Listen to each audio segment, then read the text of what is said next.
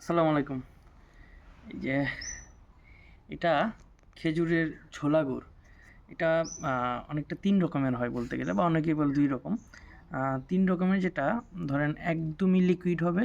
Liquid বলতে গুড়টা যখন মানে রসটা জাল হওয়ার পরে একদম যখন পাতলা একটা অবস্থায় থাকবে, সেটা হলো একদম লিকুইড। আরেকটা হলো আপনার লিকুইডই থাকবে কিন্তু একটু ঘন থাকবে। আর অনেক দিন থাকার পরে, অনেক দিন বলতে ১০-১৫ দিন থাকার পরে হয়তো নিচে একটু দানা পড়তে পারে, ওইটা একটা।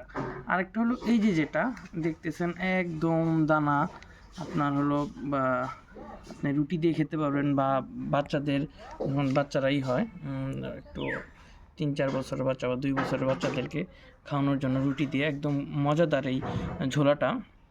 এই ঝোলাটা আপনার মানে এটা লাস্ট স্টেজ, মানে এইটার পরে এটা যখন মানে একটু জাল হবে, একটু এটার মধ্যে বীজ গুড় দেওয়া হবে, তখন এটা আপনার পাটালি গুড়টা হয়ে যায়। এটা হলো লাস্ট স্টেজ।